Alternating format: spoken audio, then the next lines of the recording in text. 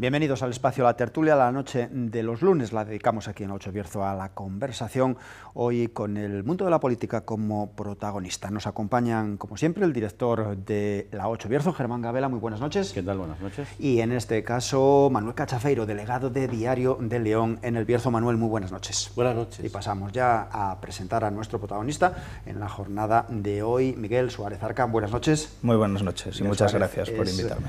Procurador por Vox en las Cortes de Castilla y León, berciano, y va en ese número 2 de la lista de 2 procuradores que la formación alcanzó en las últimas elecciones autonómicas.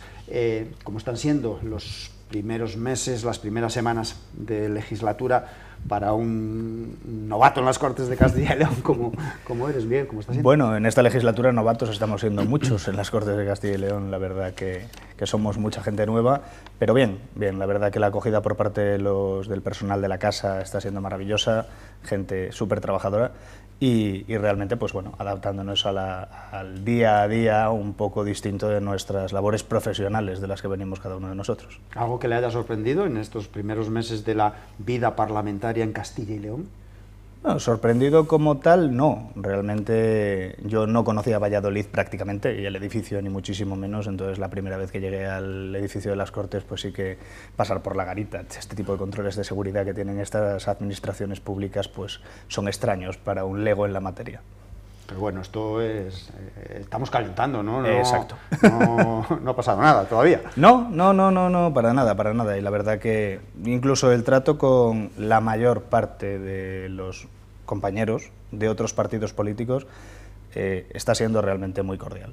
Hay muy pocos casos, y no te sabría decir el nombre de algunos de esos casos, precisamente por esa falta de contacto, pero con la mayor parte de compañeros del Partido Socialista, del Partido Popular, incluso Pablo Fernández de Unidas Podemos, son gente muy agradable y muy correcta en el trato cercano. Y esa tensión que parece que hay en las Cortes de Castilla y León, que parece que o se intuye a través de declaraciones en el día a día, ¿no está? Hombre, a ver, si la gente que estamos ahí somos gente correcta, tienes que comportarte correctamente con los vecinos, por muy distintas que sean tus opiniones ideológicas. Otra cosa es, evidentemente, que tienes que confrontar, y la confrontación a veces lleva a subir el tono, pero eso no tiene que llevarse a cuando te tomas un café con un compañero o cuando le saludas en un pasillo. Eso tiene que ser perfectamente cordial siempre. Germán. Y hablando de valoraciones, vamos a valorar también los primeros pasos del nuevo Ejecutivo de la Junta de Castilla y León, ese Ejecutivo salido del acuerdo entre Partido Popular y Vox. ¿Cómo valora estas primeras semanas del nuevo gobierno? Bueno, estamos haciendo un trabajo muy importante, eligiendo sobre todo a esos cuadros de gobierno, liderados por Juan García Gallardo, donde pues nuestros 3 consejeros en las 3 tareas de Agricultura, de Cultura y de Industria y Empleo están eligiendo a los mejores. Nosotros venimos pensando en una idea clave, que es que los mejores de cada área tienen que ser los dedicados en gestionar ese área. Entonces, los técnicos que se están eligiendo para las diferentes consejerías están siendo los mejores fuera de conceptos ideológicos, porque es lo que se necesita para la gestión. Se dijo en su momento, cuando se retrasaba la conformación del nuevo gobierno, que era porque ustedes no encontraban a las personas adecuadas para los cargos intermedios de cada una de las consejerías. ¿Es así? No, obviamente no. Solo con ver a la gente que compartimos el día a día aquí en el Bierzo, en el pequeño grupo que tenemos formado, tenemos gente muy competente en todas las áreas del máximo nivel y que por lo tanto podría ocupar cualquiera de las consejerías y cualquiera de los cargos medios o intermedios. Sabemos que hay algunos para los que el ser funcionario de carrera es necesario y por lo tanto los procesos de selección son lentos, pero preferimos tomarnos el tiempo suficiente y elegir a la gente correcta que hacerlo todo a la carrera. Muchas veces entendemos la presión de los medios de comunicación porque todo llegue ya y todo empiece a rodar rápido, pero la calma siempre es una buena virtud. Buenas noches. ¿Y usted ya le ha trasladado a los consejeros las reivindicaciones del Bierzo? ¿Cuáles serían básicamente esas reivindicaciones? Nosotros le trasladamos a los consejeros, es más, la semana pasada en la Comisión de Sanidad, a la que yo pertenezco como portavoz, la compartía también con el compañero de la UPL que es del Bierzo, no recuerdo ahora mismo el nombre. José Ramón.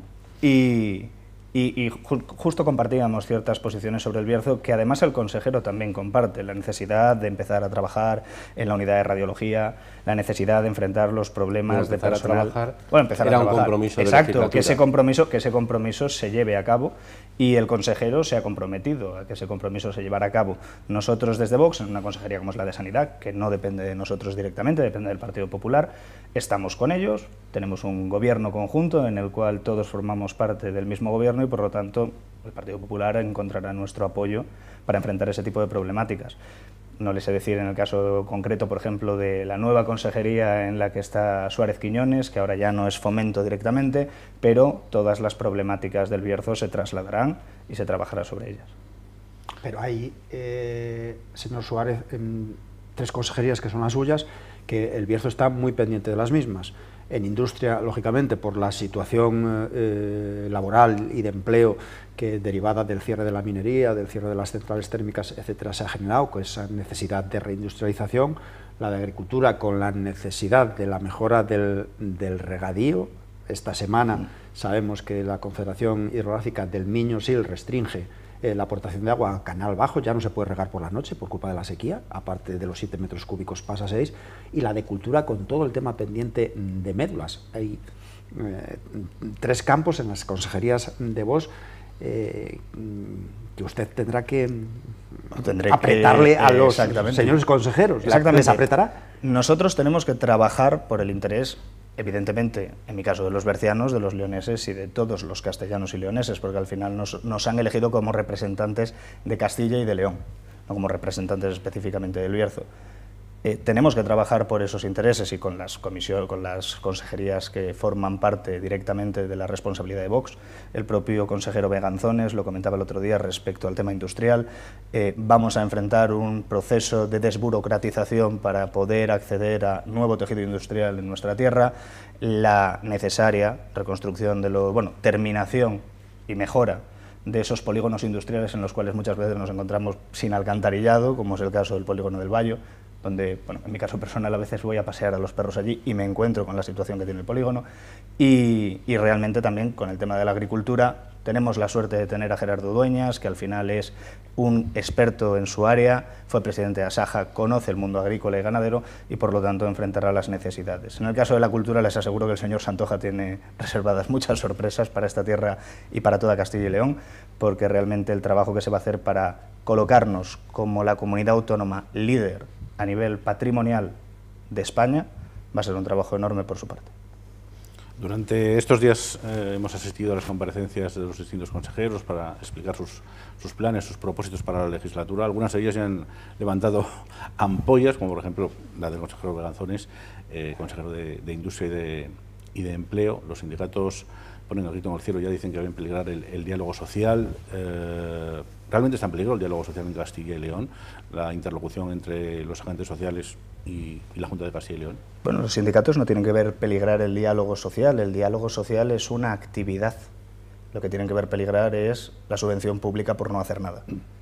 Los sindicatos tienen que aprender que su servicio es un servicio público, ellos como asociaciones de trabajadores tienen que defender los intereses de los trabajadores y para eso tienen que justificar, como cualquiera que reciba subvenciones, cada euro y a dónde va cada euro que reciben de fondos públicos que al final salen del bolsillo de todos los españoles, en caso de la financiación estatal, y del bolsillo de los castellanos y leoneses en caso de los impuestos autonómicos. Por lo tanto, yo entiendo que estén acostumbrados a vivir en un estilo de vida muy cómodo, van a tener que acostumbrarse a un nuevo método de trabajo, no en el que no les vamos a tener en cuenta. Nos sentaremos con ellos, escucharemos sus reivindicaciones y las tendremos en cuenta a la hora de hacer políticas, pero no pueden pensar que van a vivir como llevan viviendo estos últimos 30 años a costa del erario público. ¿Las subvenciones también se recortarán a las patronales, a las organizaciones empresariales? Sí, a todas las asociaciones en la misma medida, y no solo es que se recorten, lo que se hará será fiscalizar hasta el último euro que reciban en subvenciones, porque seguirán recibiéndolas, la legislación la tienen a su favor en ese aspecto, cosa que es lógica, y por lo tanto lo único que haremos será fiscalizar todo el dinero que se llevan estas asociaciones representativas de la sociedad civil a la hora de, se supone, que hacer un trabajo en favor de esa misma sociedad civil. Desde luego, de sus palabras se parece desprenderse que la confrontación es cuestión de semanas. No, no es una cuestión de confrontación, es una cuestión de que... siempre ha habido una relación muy estrecha entre los entes políticos, entre la Junta de Castilla y León y los sindicatos. Esa relación, en el diálogo social, por ejemplo, tuvo frutos buenos. pero lo que no puede ser es que tengamos frutos buenos única y exclusivamente a cambio del dinero público para regar esos sindicatos. Si los sindicatos están realmente interesados, y yo creo que sí, o que deberían estarlo, en el bien de los castellanos y leoneses, en el bien de los bercianos, en el bien de aquellos a quienes representan, tendrán que hacerlo y tendrán que someterse a la fiscalización oportuna de las subvenciones que tienen. No creo que sea una cuestión en la que debiésemos encontrar una oposición demasiado fuerte. Es más, si encontramos una oposición demasiado fuerte, los sindicatos serán los propios que se estarán poniendo la diana, diciendo que, bueno, a ellos lo que les interesaba era más el dinero que los intereses de los trabajadores. Pero el diálogo social también era una bandera del Partido Popular. No, evidentemente nosotros ahora mismo una bandera de un consenso político y sindical en Castilla y León. El consenso y la política son un oxímoron. No puede haber consenso si hay política, y si hay consenso no hay política. Precisamente la política es el arte de disentir unos de otros. Y precisamente eso es lo que nosotros tenemos que llegar. No hay ningún tema que no podamos abrir y sobre el que no podamos discutir.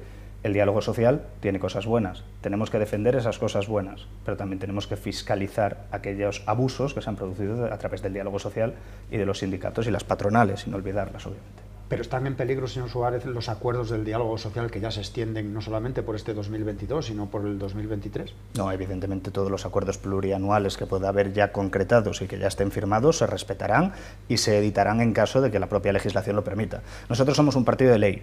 No somos un partido que pensemos en cambiar ninguna de las normas que rigen nuestra sociedad actualmente, si no es por el cauce que esa misma norma establece. Eso es lo razonable. Y no enfrentaríamos, no somos un partido antisistema ni pretendemos que la rueda deje de girar. Los castellanos y leoneses necesitan de sus administraciones públicas y por lo tanto estaremos ahí. Iremos cambiando aquello, tengamos la fuerza para cambiar, porque creemos que es lo mejor para la ciudadanía, pero no lo haremos de ninguna manera saliéndonos del marco legal, no entraría en los cánones de Vox. Pero cuando hablan de la fiscalidad, ¿no se someten a la fiscalidad los sindicatos, a la fiscalidad de la Junta de Castilla y León? Los sindicatos se someten a la fiscalidad, pero no a la fiscalización. Nosotros lo que pretendemos es que cualquier subvención pública que reciba cualquier asociación tiene que llevar justificado todo euro previamente y justificado todo euro a posteriori, que eso es lo que no se está haciendo actualmente en la Junta de Castilla y León en montones de casos. No es algo malo, era algo natural, era algo que se hacía de manera normal. Lo que tenemos que hacer es cambiarlo, básicamente porque en la situación tan terrible que están pasando los ciudadanos de este país, con el índice del IPC disparado, con la cesta de la compra vuelta loca, llenando el depósito del coche que no es asumible por la mayor parte de los trabajadores. Hombre, yo creo que la clase política, la clase sindical, los agentes sociales somos los primeros que tenemos que demostrar que vamos a justificar a qué va a parar cada euro de esa ciudadanía que a día de hoy, más que nunca, le cuesta tanto poner en nuestras manos. Esta reducción de las ayudas a las distintas organizaciones era uno de los puntos polémicos del acuerdo que firmaron en su día de gobierno Vox y el Partido Popular, pero había más. Por ejemplo, el tema de la memoria histórica, la legislación en materia de memoria histórica. ¿Cuál es el objetivo de Vox? ¿Qué es lo que van a hacer? ¿Van a derogar la legislación actual para poner en marcha una nueva? ¿Y cuál será la diferencia entre ambas? Bueno, nosotros no tenemos todavía cerrado cuál va a ser el proceso legislativo oportuno. No sabemos si va a haber una derogación previa del decreto que ya hay y posteriormente la aprobación de la legislación, o si se va a hacer de manera simultánea en el caso de que se pueda hacer. Nosotros lo que tenemos claro es que nosotros proponemos una ley de concordia que hemos pactado con el Partido Popular, una ley que es perfectamente racional. Un ejemplo muy claro, cualquier persona que viese una fotografía de García Lorca, ¿vale?, lo reconocería. Es una figura de la represión sufrida durante la Guerra Civil. Muy poca gente en este país sabría quién es Ramiro de Maeztu, básicamente porque se le ha ocultado, y es una figura de la misma represión, solo que del bando contrario en la guerra. Nosotros defendemos que cualquier persona haya tenido los abuelos que haya tenido y hayan luchado en el bando que hayan luchado, en una guerra fratricida y terrible, sean capaces de convivir con ello y tengan los mismos derechos de acudir a esas leyes de concordia en este caso. No queremos ningún resto de ninguna persona en una cuneta, pero no queremos ningún resto de ninguna persona en una cuneta independientemente del bando en el que estuviese esa persona. ¿Qué piensa, por ejemplo, del trabajo de la ARMH en el Bierzo? ¿Perdona? ¿Qué piensa, por ejemplo, del trabajo de la ARMH en el Bierzo? Del tema de la memoria histórica, sí, por ejemplo. Me lo has dicho con la sigla y me ha costado pillarlo. Bueno, el trabajo de aquí en el Bierzo padecido de los mismos problemas que el trabajo en otras zonas de este país, que es que se ve una característica que es ideológica dentro de ese trabajo. Cuando es un trabajo que debería llevarse a cabo sin ningún tipo de ideología, porque precisamente es lo que comentamos. Cualquier persona que tenga un fallecido en una cuneta, que tenga los restos de un familiar perdidos, tiene que tener derecho, si quiere, a que las administraciones públicas le ayuden a encontrarlo. Y eso se debe abrir, precisamente con una ley de concordia, a toda la población. No podemos poner la vista en quién tenía a los abuelos de qué bando. ¿Y en qué va a cambiar con respecto a lo que pasa ahora? Bueno, lo que pretendemos es precisamente eso. Abrirlo, fiscalizar todo el dinero que recibe de subvenciones, la ley de memoria histórica y todas las asociaciones relacionadas, y por lo tanto que se puedan encontrar maneras de que todos los ciudadanos puedan acudir a esa herramienta pública en igualdad de condiciones. ¿Colisionará Vox y Partido Popular en el desarrollo de todo este tema? Se lo digo porque en la comparecencia del consejero de Presidencia a Vox no le gustó mucho la intervención del señor Carnero sobre este tema. Bueno, personalmente no recuerdo la intervención del señor Carnero, en mi caso. Pero no, ni muchísimo menos. Nosotros no vamos a colisionar porque nosotros somos un gobierno que tenemos muy claras las lealtades y tenemos muy claro un programa de gobierno que hemos firmado y en el que hay una serie de puntos en los que estamos de acuerdo. Partido Popular y Vox son dos partidos distintos, tenemos ya no solo estilos diferentes, sino propuestas diferentes. Por lo tanto, lo que hemos hecho es encontrar un punto de encuentro desde el que podemos trabajar. Y la ley de concordia está dentro de ese punto de encuentro y, por lo tanto, se llevará a cabo con la normalidad de los grupos de trabajo que se tengan que establecer para desarrollarla y ya está, sin mayor problema. ¿Y la ley de violencia intrafamiliar colisiona con la ley de violencia de género actual? ¿Son complementarias, como defiende el Partido Popular? No, es que precisamente son complementarias. A ver, nosotros en este país tenemos una legislación nacional, que es la que nos vincula a todos y que Vox, desde una comunidad autónoma, no puede cambiar. Cosa que no quiere decir que no queramos cambiarla, obviamente. Pero queremos cambiarla, lo que decimos, por las vías y cauces legales que esa ley puede ser cambiada, que es desde el Gobierno de la Nación, cuando tengamos una mayoría absoluta que nos lo permita, o un pacto de gobierno con otro partido que nos lo permita. Nosotros desde aquí lo que podemos hacer es equiparar las ayudas y las situaciones que tienen personas de diferente género al padecer violencia intrafamiliar. Por lo tanto, no, el Partido Popular en esto tiene total razón. No son dos leyes que se confronten, no son dos leyes que se opongan la una a la otra, sino que son dos leyes en las que lo único que hacemos es igualar todos los procedimientos de ayuda a una persona que sufra violencia en su hogar, independientemente de su género. ¿Y si pudieran cambiar o modificar la ley de violencia de género, lo harían? Si tuvieran esa potestad a nivel nacional. Si tuviéramos esa potestad, no es que lo hiciésemos. Derogaríamos la ley de violencia de género y promulgaríamos una ley de violencia intrafamiliar que giraría sobre los mismos esquemas que estamos diciendo aquí en Castilla y León. ¿Pero las dos leyes pueden convivir? Ahora, a día de hoy sí. Es una cuestión de ayudas. Nosotros no podemos cambiar la ley que se aplica a los juzgados de violencia de género que existen en los diferentes juzgados en toda España. Todo ese tipo de legislación es nacional, pero lo que sí podemos hacer es añadir una ley que es complementaria, que lo que hace es aumentar las ayudas a todas las personas que no eran mujeres y que sufrían violencia intrafamiliar. Cualquier hijo que sufra violencia por parte de su padre o de su madre, cualquier anciano que sufra violencia por parte de su hijo o de su nieto, cualquier persona que en el ámbito de su hogar sufra violencia, y esa violencia evidentemente esté probada, recibirá en Castilla y León la misma protección que una mujer, cosa que es perfectamente razonable. Los partidos de izquierda y el movimiento feminista, señor Suárez, dicen que este es un paso atrás. Bueno, yo no sé si consideran un paso atrás que protejamos a las víctimas independientemente de los genitales que tienen. En nuestra opinión, no. En nuestra opinión, proteger a las víctimas de violencia en el hogar. En el hogar, que es el sitio más sagrado y en el que más seguros deberíamos sentirnos cualquiera, independientemente de las condiciones de esa persona, de su género, de su raza, de su religión, independientemente de cualquier condicionante que pueda tener esa persona tiene que ser protegida en igualdad.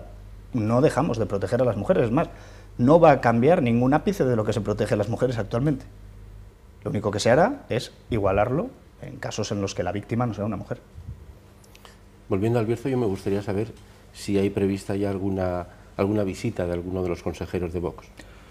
Pues me pillas totalmente, imagino que prevista actualmente no, porque estamos en estos primeros momentos en los que se están terminando de conformar los equipos, terminando de conformar los programas que se han presentado la semana pasada en las Cortes, y realmente no sé si hay alguna ya prevista que alguno de los consejeros de Vox tenga en mente, pero seguro que tendremos a los consejeros de Vox más pronto que tarde recorriendo el Bierzo también.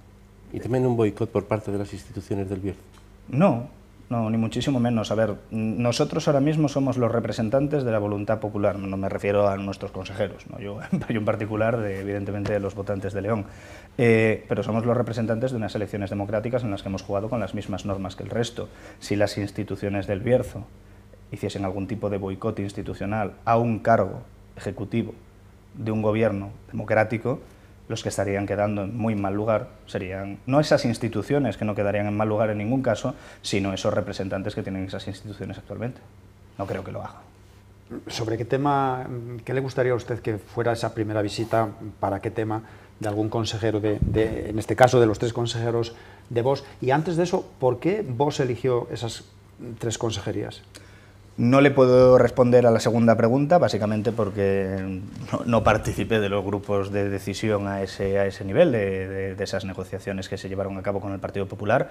Elegimos las 3 consejerías, en todo caso, porque pues, el grupo que lo decidió fue las que considero más oportunas en este pacto de gobierno. A mí, personalmente, ya que me lo preguntas de esa manera, evidentemente por mi orientación profesional, la que he tenido toda mi vida, me gustaría una visita del señor Santoja, del consejero de Cultura, relacionada con la cultura, con el turismo y también con el deporte, que es uno de los temas que el señor Santoja va a tocar muy profundamente, sobre todo el deporte base, el deporte familiar, el deporte que hace grupo, que hace familia, que te une a los más mayores y a los más jóvenes, y creo que es un tema que en el Bierzo sería muy bonito de tocar. Tenemos equipos muy importantes, muy bonitos, y actividades deportivas, turísticas y culturales muy interesantes. Será una auténtica revolución que la Junta de Castilla y León coloque como una de sus prioridades el deporte. Bueno, es una de las prioridades del consejero Santoja, y en ese sentido ha elegido también a un director general que ha sido campeón en las Olimpiadas, en Paralimpiadas de diferentes años, y que es un ejemplo de superación. Y es un ejemplo de ese deporte que quiere transmitir esa consejería, que es un deporte de base, que transmite valores, que une a las familias, que pone en común a los ancianos y a los jóvenes, y que al final pues, es ese tipo de ideas intergeneracionales. Yo creo que son muy importantes para una tierra como esta, ya no solo el Bierzo, sino toda Castilla y León, cada vez más envejecida, y donde esa distancia generacional entre nuestros abuelos y nuestros jóvenes cada vez es mayor. Vamos, si os parece, compañeros, Miguel Suárez, a hacer una pequeña pausa, un alto en esta tertulia que estamos dedicando al mundo de la política en la jornada de hoy con el procurador de Vox, Miguel Suárez Arca. Volvemos en un instante.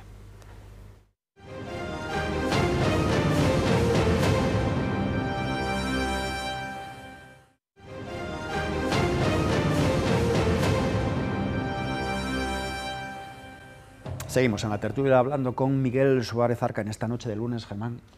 Y tenemos que hablar de sanidad, impepinablemente, porque es una de las grandes carencias, entre otras muchas, que tiene la comarca del Bierzo. La situación bien podría calificarse de dramática, especialmente en la sanidad rural, aunque también en la sanidad hospitalaria. No hay más que ver cómo se encuentra cardiología en el hospital del Bierzo. Hace unos días comparecía el consejero de Sanidad, también para explicar sus planes, y hablaba de una necesidad de reformar la atención primaria. Rápidamente Ciudadanos levantaban la mano y decía que eso es lo que iban a hacer ellos, y que al final fue una de las causas de que todo el mundo se les echara encima. ¿Va a ser la misma reforma sanitaria que planteaba Ciudadanos la que va a llevar a cabo la Junta de Castilla y León durante esta próxima legislatura? Cierre de consultorios, fundamentalmente. Bueno, yo en este caso, como saben, soy el portavoz en la Comisión de Sanidad, por lo tanto, la semana pasada tuve la intervención precisamente con el consejero Vázquez, y no, evidentemente la reforma de la atención primaria no va a ser esa. Ciudadanos, en nuestra opinión, cometió un error al precisamente plantear que la asistencia presencial en los consultorios médicos locales se cerrase y se fuese sustituyendo por puntos de encuentro entre diferentes municipios. Nosotros trabajaremos, junto con el consejero, que evidentemente es quien marca las líneas directrices, para lograr que la sanidad vuelva a los municipios. Y hemos puesto en valor una figura bastante denostada durante mucho tiempo, que son las farmacias. Las farmacias y la necesaria subvención que reciban las farmacias de los lugares más complicados para que sean viables económicamente, dado que en montones de sitios estas farmacias son el único punto de salud que hay cercano a la población, y hacen una labor que también es de atención primaria. Creemos que se tienen que terminar vinculando con esa atención primaria.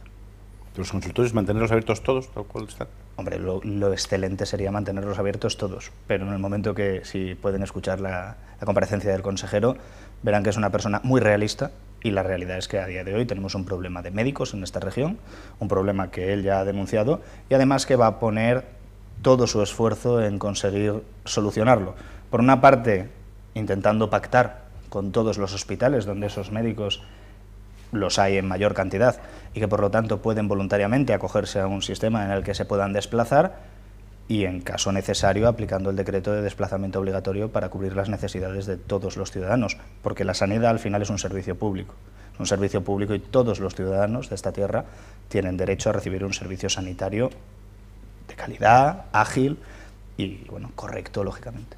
Pero ahora, de forma recurrente, la Administración dice que no hay profesionales y que no hay profesionales y que no hay profesionales, pero la incentivación de esos profesionales dicen que no se está haciendo bien para que haya profesionales.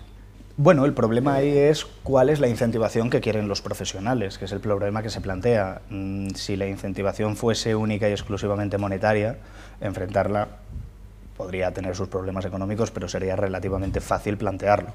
El problema es que los profesionales de mi generación que van entrando al mundo sanitario tienen una serie de características de incentivación distintas a las que tenían los profesionales antaño, características relacionadas con el ocio, con la vida en una ciudad, con las facilidades de transporte, etcétera, que por lo tanto pues hacen que las zonas más rurales sean las más perjudicadas.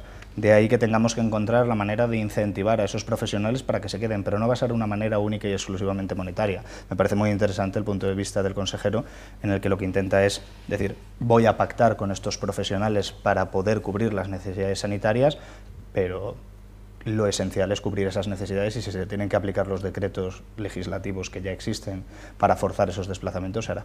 Pero a un político como usted no se le abren las carnes cuando escucha que un servicio como el de cardiología en el Hospital del Bierzo ha estado durante tiempo solamente con un profesional. No es que haya estado, es que sigue estando con un solo profesional a día de hoy. Precisamente... No, la semana pasada sí, ya estaba con dos. Exacto. Precisamente esta fue una de las cosas que se comentaron en la comisión, y es uno de los ejemplos que se puso respecto a la necesidad de esa relación entre diferentes hospitales, donde hubiese más cardiólogos y que por lo tanto pudiesen acudir al Bierzo para cubrir esa necesidad. Pero en el caso de que ese pacto no se alcanzase, se aplicaría el decreto para forzar esa asistencia. Por lo mismo que has dicho, a mí se me abren las carnes, pero se le abren las carnes a todo berciano o a todo soriano que se ve en una situación similar, o a todo abulense que se ve en una situación parecida.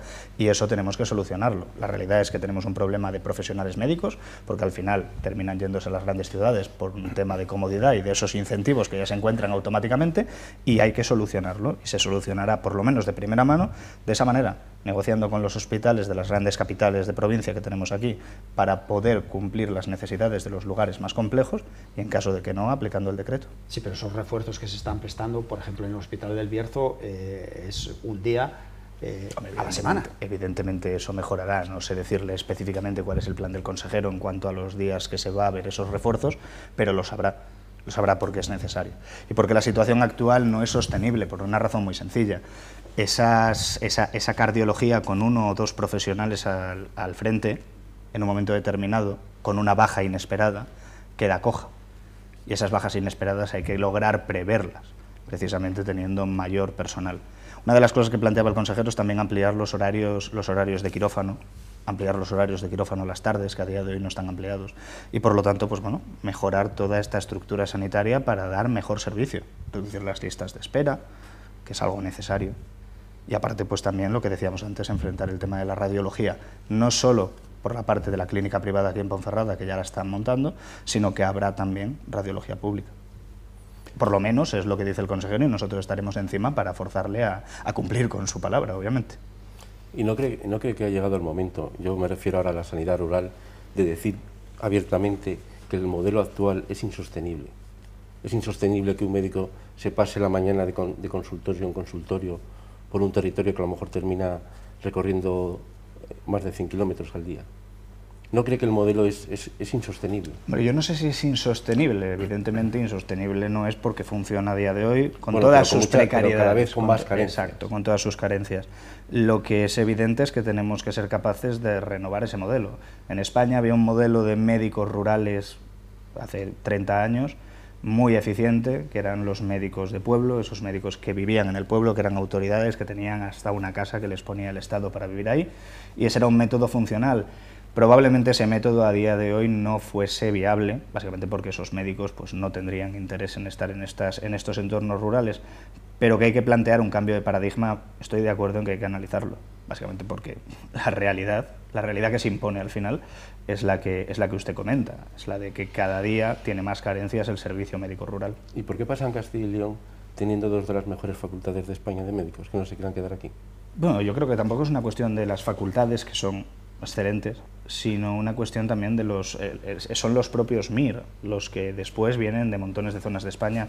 Creo recordar que era el Hospital de Salamanca, o no recuerdo qué hospital, que tenía los MIR, eran prácticamente todos de fuera de Castilla y León.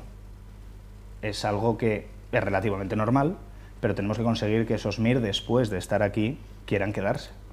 Ese es el proceso de incentivación que necesitamos cambiar para que toda la gente que termina formándose con un coste enorme para las arcas de la comunidad autónoma, porque evidentemente la formación tiene un coste enorme, decidan quedarse posteriormente aquí a hacer ese servicio público.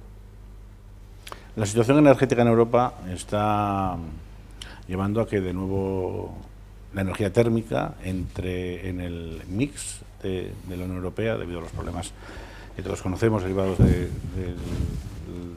aprovisionamiento de gas natural procedente de Rusia fundamentalmente. Aquí hemos cerrado todas las minas, hemos cerrado todas las térmicas y estamos derribando los restos que quedan de ellas. ¿Esto tiene vuelta atrás en España? ¿Se pueden reabrir minas? ¿Se pueden reabrir térmicas en España? En nuestra opinión, sí. Obviamente. Lo hemos defendido desde el primer momento. Vox es un partido que cree en la soberanía energética de la nación. Y para ser soberanos energéticamente tenemos que explotar nuestros recursos. Tenemos que explotar nuestros recursos y tenemos que anteponer los intereses nacionales a los intereses que nos vienen impuestos desde fuera. Intereses impuestos desde fuera que, como bien dices, van cambiando dependiendo de la situación que se plantee. Lo que pasa es que aquí tenemos, pues, por desgracia, un gobierno de la nación que es más papista que el Papa respecto a la Agenda 2030 y que mientras el resto de países, como el caso alemán, vuelven a reabrir sus térmicas de carbón para poder subsistir actualmente con el problema, con la invasión rusa de Ucrania y el problema energético que se está produciendo. Y aquí tenemos a la ministra Rivera presumiendo en los medios de comunicación de haber tardado 3 años en desmantelar el sistema energético térmico de España. Tardó menos, exacto. Ha presumido de 3 años, pero ha tardado menos todavía. Pues tenemos a la ministra de Transición Ecológica, que ya, válgame Dios el nombre del ministerio, a la ministra de Transición Ecológica presumiendo de eso y prácticamente no sacándose fotos cada vez que se tiran torres de refrigeración de milagro. Entonces lo que tenemos que hacer nosotros es, evidentemente, lo que se está derribando ahora no se va a construir en 2 días, eso es imposible, pero nosotros vamos a hacer todo el esfuerzo posible, dentro de las limitaciones de una comunidad autónoma, lógicamente, para que eso se revierta. ¿Y dónde queda el componente medioambiental? Quiero decir, la reducción de las emisiones de CO2... Bueno, nosotros pretendemos... O sea, se puede mantener el medio ambiente y no dejar de consumir los recursos naturales que tenemos. Actualmente tenemos el ejemplo de Alemania, que tiene térmicas de carbón perfectamente preparadas, con modelos tecnológicos que filtran los residuos de manera muchísimo mejor de los que teníamos, evidentemente, cuando quemábamos carbón aquí. Podríamos haber mejorado la tecnología y haber seguido explotando los bienes naturales y los recursos naturales que teníamos aquí, pero hemos decidido un modelo distinto. Se ha decidido desde el Gobierno nacional y, por desgracia, en nuestra opinión, ya no desde el Gobierno nacional, sino impuesto desde fuera, un modelo energético diferente. Un modelo energético que, evidentemente, lo que nos lleva es a pagar la factura de luz que estamos pagando ahora. Del que nuestro territorio es posiblemente, por lo pequeño que es y por la dependencia económica de ese sector productivo, el más afectado. De nuevo volvemos a quedar en inferioridad, porque ahora Europa da unos 15 años más de vida al carbón con esta situación. Esperemos que los problemas logísticos mundiales derivados de la guerra no se prolonguen tanto y se van a beneficiar los sitios donde, pues por algún casual, no cerraron las centrales térmicas.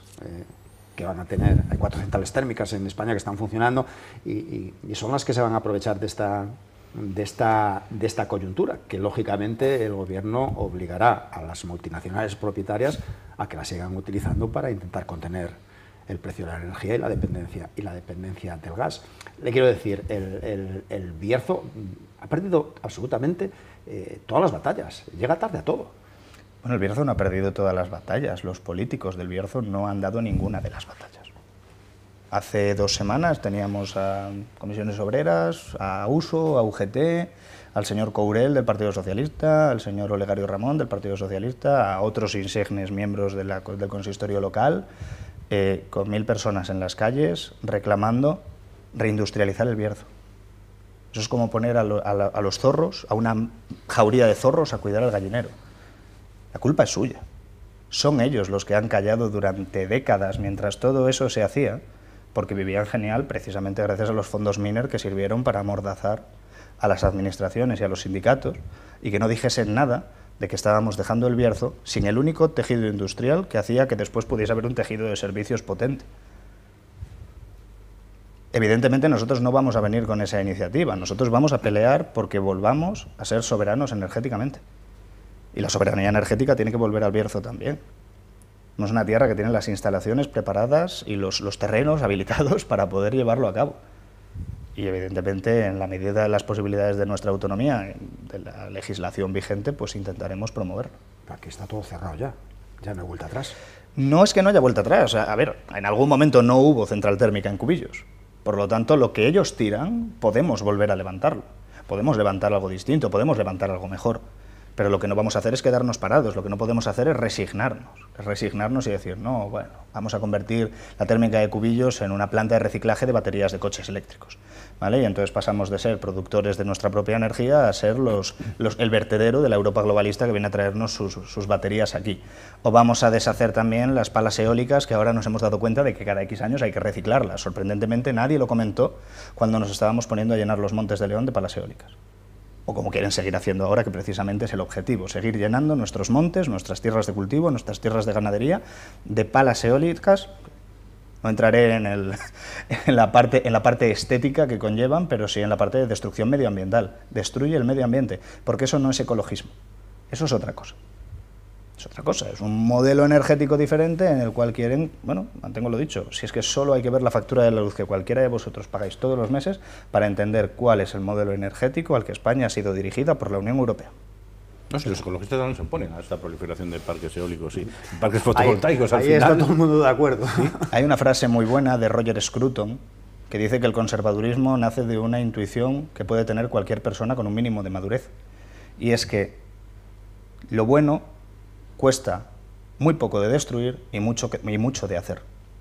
Y precisamente lo que tenemos aquí es eso. Es el ecologismo dándose cuenta de la enorme complejidad del problema que ellos mismos han creado. Se me venía otra palabra a la cabeza. Nos quedan 2 minutos y medio. Una pregunta para cada Bueno, uno de yo vosotros. entonces quería saber, el vicepresidente de la Junta ha cuestionado el modelo territorial y quería saber en este sentido qué opinión tiene vos sobre una institución propia del Bierzo como es el Consejo Comarcal. Vox no está en contra del Consejo Comarcal. Se han tergiversado ligeramente las palabras de Juan. Ustedes están a favor de limitar las competencias. Exacto. Nosotros estamos a favor, pero no de limitar las competencias del Consejo Comarcal. Si limitamos las competencias quedaría más... sin ninguna ya. Es que el problema, ¿cuál es? El problema es que nosotros no planteamos la limitación de competencias del Consejo Comarcal. Es más, nuestra intención es encontrar un sistema político en el cual las entidades más cercanas al ciudadano, puede ser la Diputación Provincial, el Consejo Comarcal o los municipios, sean los que enfrenten la administración de los recursos y la solución de los problemas de los ciudadanos. El problema lo tenemos con la entidad autonómica. El Consejo Comarcal, por desgracia, está vinculado a la entidad autonómica como un producto suyo. Pero nosotros no estamos en contra del Consejo Comarcal de por sí como estructura necesaria. Ahora sí, estamos en contra de los que viven genial desde hace muchos años, cohabitando en el Consejo Comarcal, precisamente sin ninguna competencia prácticamente, más que la competencia en cuanto a la generación de documentos culturales y turísticos, que es maravillosa y se ha hecho muy bien durante todos estos años. Es un grupo de trabajo y de gente con la que he tenido contacto y, oye, su trabajo hay que valorar. Fijemos la mirada por un momento dentro de justo un año. Elecciones municipales. Como representante de Vox en la comarca del Bierzo, ¿tienen ya candidato o candidata a los principales municipios de la comarca? Ponferrada, Bembibre, fundamentalmente. Bueno, esta es la respuesta obligada. Vox en todas las ocasiones que se ha presentado a contiendas electorales, no ha desvelado los candidatos que puede elegir, básicamente porque se eligen al final, aunque podamos tener ideas previas. Hasta el momento de las elecciones, hasta el momento en el que ya tenemos que presentar las candidaturas ante las juntas electorales, y por lo tanto pues no le puedo responder a esa pregunta porque ni yo sé quiénes van a ser los candidatos del año que futuro. viene vamos a tener que esperar entonces. Hasta el momento en el que se presenten en las juntas no se va a dar a conocer lo mismo que se está haciendo en las elecciones autonómicas o en las elecciones generales en su momento. De todos modos, lo que sí le puedo confirmar es que nosotros aquí en El Bierzo llevamos trabajando durante el último año y medio, como saben, para llevar la alternativa social y patriótica de Vox a todos los municipios y a todas las pedanías que tengamos capacidad de llevarlo. ¿Van por el buen camino? Yo creo que sí. ¿Se presentarán en todos los municipios? La idea es conseguirlo. Evidentemente, si le digo ahora que me presentaré en todos los municipios y al final no lo conseguimos, pues no lo sabemos. Evidentemente, nuestra zona electoral, que engloba todo el Bierzo más Villablino, es muy grande. Llegar a todos los municipios que además muchos de ellos están tremendamente despoblados y tremendamente dispersos, es muy complicado, pero nuestro objetivo es ese. Hasta el último español del Bierzo tiene que poder votar a Vox. Y para poder votar a Vox tenemos que estar ahí. La última se la voy a hacer yo. ¿Y aspiran, llega mucha gente presentándose como aspirante a ustedes, diciendo que quieren...? No, la verdad es que no. ¿Ni en Ponferrada? No, la verdad es que no. Y además te puedo dar la razón por la que eso no ocurre. Nosotros somos muy claros. Las listas electorales de Vox no se deciden en el Bierzo. Las listas electorales de Vox se decidirán en Madrid, exactamente igual que todas las listas electorales nacionales, porque somos un partido que en ese aspecto somos vertical y todas las decisiones se tomarán allí. A mí me pueden pedir aquí el oro y el moro, pero quiero decir que es algo que hablamos abiertamente y se lo decimos abiertamente al que se acerca. Yo le ofrezco trabajo al que quiera, trabajo me refiero a currar, sí. Currar al que quiera. Y toda esa gente que venga y que ponga su tiempo libre, porque al final es su tiempo libre a disposición de este proyecto, será bien recibida y probablemente en el futuro pues queramos contar con ellos. Porque lo único que necesitamos cuando buscamos candidatos, y esto es una orden que nos viene de más arriba de mí, lo único que buscamos cuando buscamos candidatos es gente buena y gente leal al proyecto que presentamos. Todo lo demás, la experiencia política previa, la experiencia en administraciones, se puede aprender. Pero a ser buena persona y a ser leal a lo que estás defendiendo, eso es muy difícil de aprender si no lo tienes de primeras. Miguel Suárez, muchísimas gracias por acompañarnos esta noche de lunes en la tertulia. Buen trabajo en las Cortes de Castilla y León, en defensa, entiendo, de todos los castellanos y leoneses, pero más de los intereses de los vecinos del Bierzo y la Ciana. Lo demás, de todos los castellanos y leoneses, porque al final es de todos los españoles que viven en esta tierra.